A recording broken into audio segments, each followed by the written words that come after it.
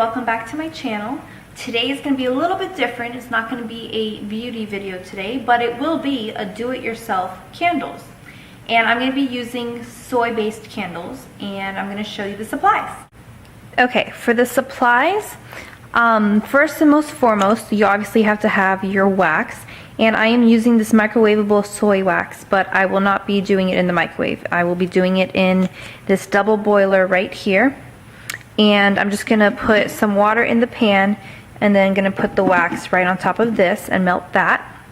You're also going to need a container that you're gonna be placing it in. I'm gonna be using this mason jar because I think it's cute to have in this kind of jar, and I just love mason jars, so that's gonna be that. You're also gonna need some wicks.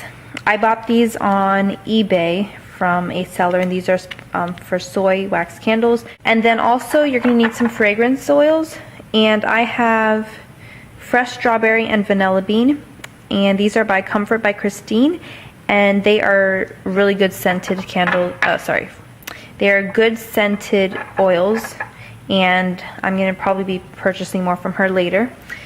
And also, this one is one of those little wax melts. I bought this at Walgreens, and this is going to be Sun-Kissed Nectarine. So I'm just going to cut off a little piece of this one just to put it mixed with that, just to give it a little nice fruity kind of scent. You're going to need a fork to stir the wax in, pencils to hold the candle wicks together, and then if you want to decorate, I got these name badge labels just so I can draw on them and place it right on here to be my little label. And let's take you on to the actual directions.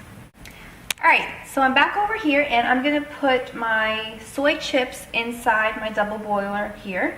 And I have about maybe 9 to 10 ounces of soy chips, because when you transfer over in liquid, it might be more or less. So we're going to pour this in here.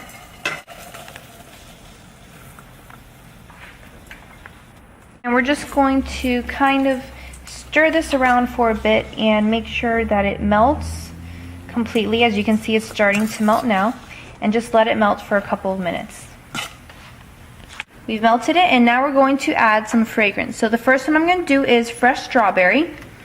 And I'm going to pour in a few drops because this is only for one. So I'm going to pour in, let's see how many drops we're going to do. We want this one to be the main fragrance. So I'm going to pour that in. Maybe a few more drops. So it's more powerful, more dominantly strawberry. And I'm also going to take some vanilla and just put in like a drop or two, just so it has like a sweet effect.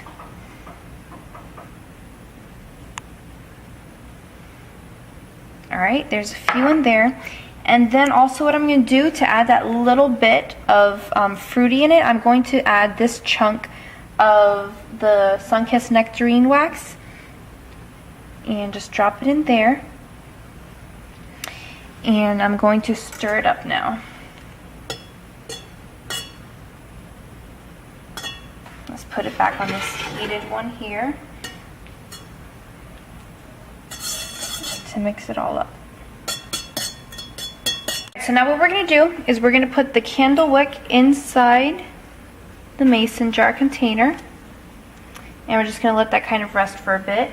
And I'm going to pick this up and gently pour it in here.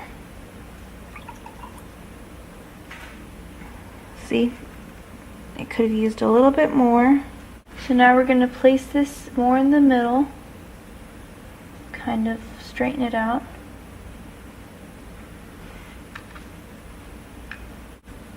And we're going to let that sit. And so here is the candle inside the mason jar. And I'm holding up the wick with the pencils, and as you can see, I will definitely need to trim it down in a bit, but unfortunately these wicks are kind of bendy because they came like that, but hopefully it won't really bother it. But the Sun-Kissed Nectarine, that like peachy color, it's going to make this candle a bit peachy, so we'll have to see how it turns out in the end.